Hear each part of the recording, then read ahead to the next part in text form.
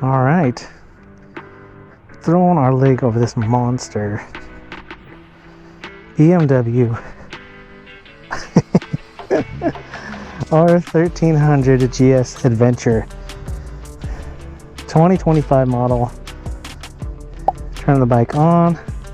See this gorgeous menu pop up. You can adjust the ride height. I don't really want us in the menu. Oh, so they've got different versions of the dash here. If you just hit the menu button down and then down again, it gives you this different look to the dash. Looks like RPM, and then the speedometer comes up to the top. That's cool. We'll just leave it in the standard one. All right, let's start the bike up. No clutch here because we have shift assistant, which means this bike is basically an automatic with the ability to shift on your own. So you can see here on the controls we have D and M. We'll get to that, but let's start off with the controls here on the right. You have the power button on top, different modes. You gotta have the kickstand up, brake in, then we can start the bike. And that's the ignition here. So that's all the switches here on the left, on the right, excuse me, and on the left we have your light bright flasher trigger here up at the front. Your cruise control, which is off up front, menu toggle, which you can also toggle here, your blinker, horn, and then your drive / manual switch. Shift a gear to switch between D and M. There we go. So we're in manual mode because it says 1M. Now we're in standard automatic drive mode. We're going to start in manual mode just so that we can try out how it feels to shift with the assisted shift. And I'll have the exact name for what it's called up on the screen here. Essentially, though, you're riding an automatic motorcycle that it's not quite like the DCT transmission on the like the Honda DCT automatic. From what I was told by our demo ride leader, you can actually feel the shift, so it feels more like you're shifting rather than like a paddle shifter, which is what essentially the DCT feels like. So we'll leave it here in manual, see how that feels. A nice low rumble of this big 1300cc Boxster engine. And I'm excited to get a ride on this. Yeah, I mean, it does feel more like a quick shifter, minus the fact that it doesn't, there's none of that jerkiness between shifts, which is what you will feel if you were riding with the Shift Assist Pro. This is different. So this seat height here is over 34 inches. You can change the ride height here in the menu. I don't want to mess with that though. But all of this suspension is adjustable through the menu. You can adjust the ride height, I believe, to right close to 34 inches. I believe it's like 34.1. I'm 5'6" with a 30-inch inseam, and I'm really tiptoeing on this bike. But what I will say is with this Boxster engine and the low center of gravity, even though we've got this giant 7.9 usable gallon tank, it doesn't feel... let's see if there's a neutral. So there's no neutral. I want to rev the engine, but you can't rev the engine because... Let's see if we can figure this out. It doesn't look like there's a neutral, so there's no engine revving. If it's possible, I'll leave it for you. We were in neutral to start, so maybe that's just when you turn the bike on. Oh my gosh, it's incredibly smooth. Suspension feels great. This road is not the smoothest road that you'll find. And it's just eating it up. We got over 8 inches of travel on the front and rear in the suspension. And again, like I said, it's all electronically controlled and fully adjustable for preload as well as for dampening control, I believe. I'll have all the suspension settings for you up here on the screen. A lot of debate on the new 1300 GSA because of this monstrous 7.9 gallon tank. There are people who say you don't need 8 gallons. And when you have 8 gallons, this is what the tank ends up looking like. It's just this big bulbous thing on the front. It looks very cubey. I think that even though the looks are polarizing, I wouldn't ever, I don't think I would ever be able to afford this bike, but if I could, I would definitely consider it. It's got the auxiliary lights built in, I believe, to this frame, and it's got a really unique look. And for me, I kind of like the unique look, and I also like the X'd out, the X front headlight, which is, again, it used to have that kind of asymmetrical front headlight, and people were disappointed that that was gone too. So I don't think there's a way to please everybody, but what I will say is that if you weren't ever going to consider the BMW GS motorcycle, the 1250, and this is the newest model, the 1300. They're actually going to do away with the 1250s after this year, I believe. 1250s will be gone. So this is your option. You also have you still have the 1300, just the GS version, which has the smaller gas tank. But this 7.9 gallons, you're going to go forever on a gas tank like this without having to fill up. So it's just one of those things. If you're an adventure tourer, it's got to be appealing to have that much time in the saddle without having to stop. I know some people will say, like, I need to stop sooner than this bike will allow you to stop because you need to fill up with gas. So, you know, it would be nice. They're okay. And sometimes your body kind of schedules its need to relieve itself once you've ridden a bike for so long and you kind of know how far you can go. But it's just kind of cool to know that filling up is not gonna be so often.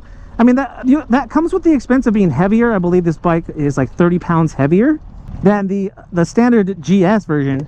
I don't think that's solely because of the gas tank, but I mean, obviously, if you're adding a few more gallons of gas, it's going to add more weight. But yeah, this bike is loaded out with features, with rider assistance and safety. They've redesigned this front windscreen. Looks like it could be adjusted. I just don't know how to adjust it. Oh, windscreen. Oh, it's automatic. Look at that. That is awesome. So an automatic windscreen. Let's just put it like right down in the middle. Sick. Well, that's cool. All right. Cool. So you've got seat warmers available on this bike. Grip warmers, which I don't see the button for the grip warmer. Maybe it's in the menu.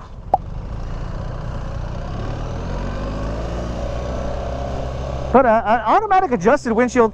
I'm kind of old school in the fact that if you lose that automation and then you can't put the windscreen up, then you're kind of SOL.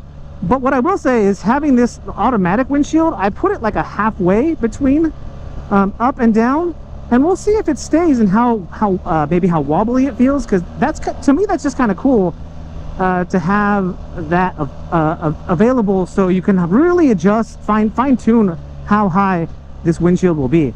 So we've talked a little bit about suspension. It's really eating up these undulations in the road. I can only imagine how much that'll increase as you're out doing adventure riding, and how friendly that could be. And again, you can manipulate your suspension settings. Oh boy. Gonna let the rest of the group catch up, put on our hazards. And again, this is kind of where having an automatic gear shifter comes in handy when you're on these slopes. And if I grip it's got that hill start assist. You can see it's activated there with the H. All I did was give it a good pull on the front brake. To disengage, I can give it another pull, or you can just roll on the throttle.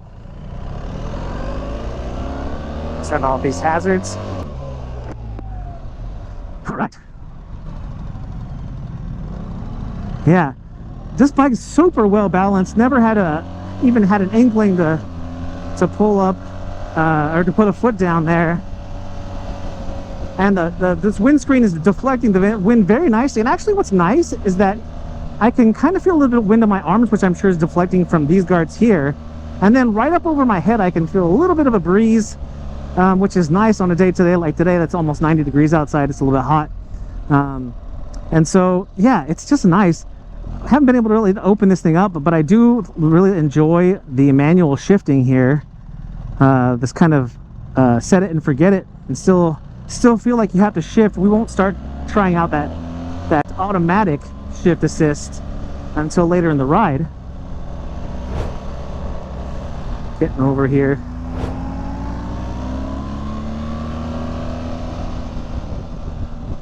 All right, so riding position for a guy like me at 5'6", 30-inch inseam, I have about a 68, 69-inch arm span, is very comfortable. I can imagine even all the way up to like high 6 feet, 6'6", you're going to be comfortable because my knees are just barely hitting this tank.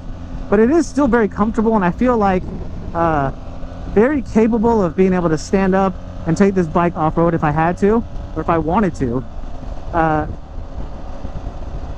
Yeah, it's just feels like a very capable machine, and even as capable as it might be off-road, it's very comfortable to ride as well. I could imagine being on this saddle, and this is the stock saddle, which is just plush enough. It still has that firmness so that I don't feel like I'm going to hit the bottom of that seat pan. Oh, it looks like it actually shifted down for me. That was cool. It's like, hey dummy, you got to shift down. Let's change the ride mode. We've got an idea of road. Let's before we get into dynamic, let's go into rain mode and feel how much that dampens the throttle response.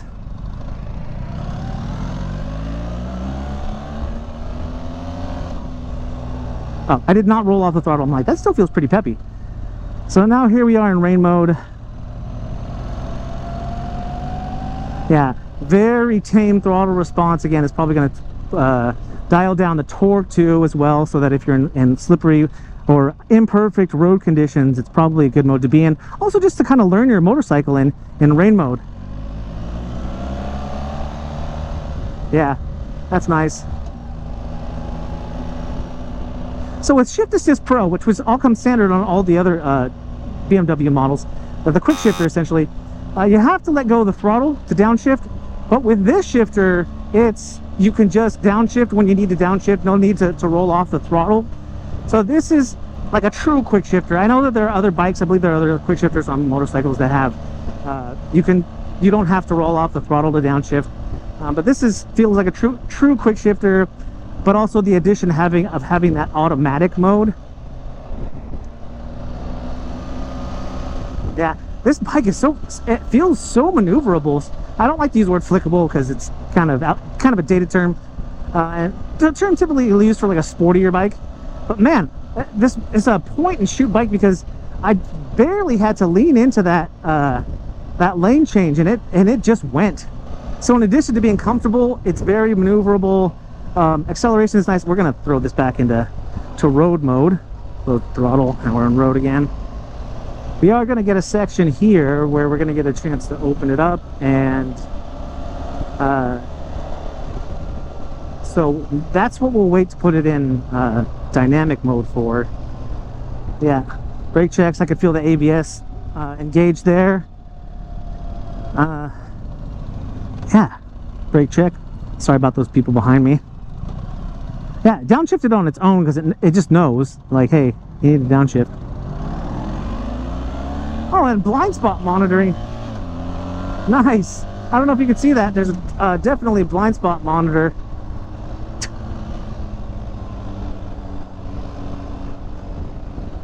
Yeah, that was a brake check. That was not safe. The group got split up by a couple of cars that were merging. Anyway, so this bike has blind spot monitoring. I was getting distracted by that. These mirrors are actually pretty well dampened, so that even with the little bit of rumble that's coming from the engine, I'm not losing any visibility out of them. But yeah, so this road isn't perfect, and definitely I was riding the R12 earlier. Definitely this bike just makes short work of this road that has a lot of bumpiness to it. Not quite cheese grater. I don't know if you can tell because the camera's probably stabilizing it too. Oh, actually kind of aimed for that pothole. Yeah, no problems at all here with any sorts of imperfections in the road, which again, this bike is fully capable off-road bike. So as a short rider, if you're intimidated by a taller bike, this is not a bike to start on. This is a 1300cc, 140 horsepower, 110 pound-feet of torque, liquid air cooled / air cooled engine. I mean, this is a beast of a motorcycle. This is not a beginner adventure bike for anyone. This is something you're going to want to graduate to, and a bike that, if it meets your needs. So if you're doing long distance travel, you need to load this thing up with gear. It has a pretty high gross vehicle weight rating. So like, you can load this thing out, and with the almost 8-gallon tank, you're just gonna have no problems road tripping this bike, which is what this bike is for. This isn't a cruise around town, putt around town commuter bike. That's something, if you're really looking for an adventure bike, you're gonna want to go to something like the F900 or the F800 GS. This bike is a fully capable off-road bike, but at the same time, if I was to put this up against like my Ducati Multistrada 1200, feels like a fully capable highway bike that you could take long road trips on. I mean, if you're doing mostly highway travel, like as a touring bike, this is something you might want to consider as well, because it is comfortable and fun and very well balanced and very capable. Okay, we're gonna put this in drive. So now the bike is going to shift on its own, and we're going to put it in dynamic mode.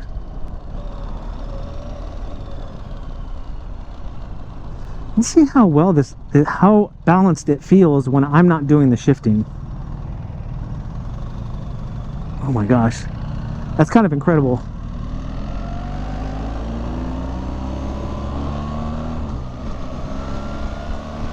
Hold on. The shifting catches you off guard a little bit because it's not completely smooth like the DCT on the Goldwing shift.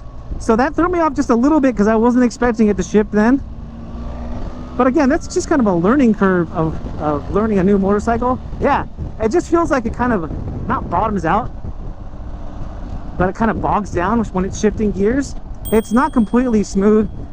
I think for like an automatic shifting bike, I would prefer the smoother shift of like the DCT on the Goldwing to this little more abrupt shift. But we're going to keep it here while we're on the highway and just kind of see how it feels. Because like on the highway is kind of where I feel like you would want it to be in drive. The one nice thing that I will say is it kept it in second gear. It kept it in second gear. Didn't drop down to first, and it didn't feel like the bike was bogging down, and I definitely still feel very well balanced. Yeah, super capable. The wind protection on this is excellent. I don't even know if you can tell how quiet it is here in the helmet. At 80 miles an hour, this is very quiet, and I bet you if I put the windscreen up even higher, yeah, oops, that wasn't me. That was me. So excellent wind protection. Again, just a tiny bit of buffeting. I think what's eliminating some of the buffeting is that you have these little side screens that are helping to deflect some wind kind of onto my shoulders, as opposed to up over my head. So the buffeting is a little bit less. Let's get this windscreen back down. Kind of see how this feels on the highway. We're all the way back down. That'll help with you guys with visibility too. Go back to the standard gauge. Yeah, these menus are very visible and very easily to. The learning curve to these menus are very good. It's not a steep learning curve to learn how to use these menus. There's a little other stretch of highway that we'll get on before the end of this test ride, and we'll put it back into manual because I have a feeling it's going to be more fun in manual.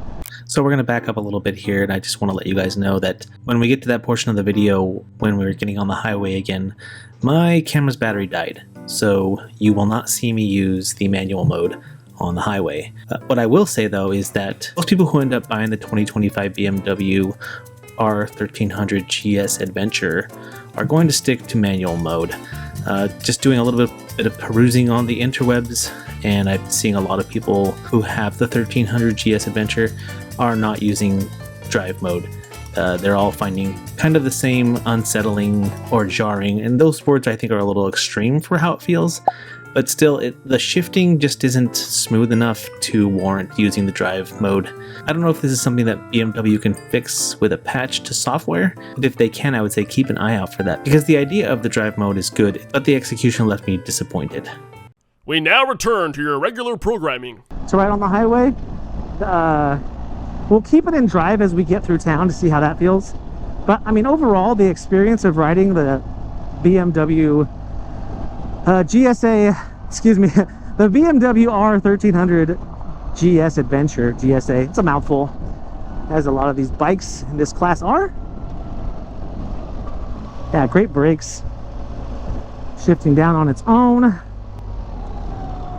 This brake lever is a little bit of a turn in for my foot, and if you wear riding boots, like a sportier riding boot that has a lot of protection against twisting your torsional resistance, it's going to feel a little bit like you're turning your toe in to get that right brake lever. A little off balance there. So yeah, this is I feel like is the ideal time to use that manual, because even though the automatic drive, because you don't have to worry about it here as you're shifting or you're stopping and going. I don't know if you guys can hear or kind of see how that feels. It's not jerky, it's just unsettling, a very slight unsettling feeling for the automatic. So again, we'll leave the automatic on through town here. See, right out of like neutral or whatever we're in, when we're stopped here, it's okay. It doesn't feel so bad. But yeah, but first to second feels a little abrupt. Second to third is less. Yeah, but the overall experience of riding this motorcycle, I know I've been talking a lot about the gear shifting and the features of this bike, but overall, I really, really like this bike. The bike comes in 4 different colors. You've got this red color, there's a blue, and then I believe like a all black, and then a green, a dark green tinted color. All really cool colors. Again, I think what it boils down to is do you like the boxy look of the front end here with the bigger gas tank on the GSA, or do you feel like you would like to have, or you need to have, a bigger gas tank so you can go ride longer without having to refuel? That's kind of what you're going to be looking at, because capability wise, I think the standard 1300 GS is just as capable. I don't believe you can get the automatic automatic shift on the GS. Obviously I'll have that information for you on the screen if that's the case, but I think the automatic shifter is only available on the GSA. The other thing about the shifting, so it's not going to take you out of manual mode, but you can manually shift while you are in drive mode, which is the automatic mode, that's kind of cool. So like at that time I felt like I needed to downshift earlier, which I don't know why. I think it was maybe just a force of habit as we were coming to a stop, but you can do that manually and it will not take you out of the drive mode. You've got pretty standard cruise control button here for the BMW. All you do is slide it towards the screen here, and then you can set the speed here with the speed button. It says the speed's too low, you can't use it. Basically, this is a manual-ish switch because you can't move this set button while it's in the off position. Once you slide it out, it moves that out of the way, and you can see here on the screen it shows that it's ready to go, and then you can set it. The other nice thing about this cruise control is that it has DCC, it's dynamic cruise control, which means that it's going to gauge the cars in front of you, and if you're getting too close, it's going to slow the bike down. It's a safety feature that's been on cars for years now, and it's just kind of coming into the realm of motorcycles. Same thing with this blind spot monitor. So let's just take it out of drive or automatic before I forget. Again, it indicates there that you're in manual. Cruise control is ready to go. Just like with any other BMW motorcycle, I'm sure there are accessories here that you can add. There's, I'm sure, a ton of different baggage accessories that you can add, top case, panniers, all the works that can be BMW specific. I know they make like aluminum cases too if you want something that's a little more durable than just a plastic one. What do we got here? Some storage compartment, which you got the key there. That's a nice place to store your key, I think, as long as you don't forget it as you walk away. Yeah, just not much to not like about this motorcycle, other than its kind of controversial looks. But I kind of want to take my hat off to BMW, because here's the thing: controversial is the wrong word, but it's definitely something that's got people talking. And with just like any other change aesthetically that you're going to make to a bike, as far as and there's technologically, they have made advancements as well to this 1300 cc boxer engine.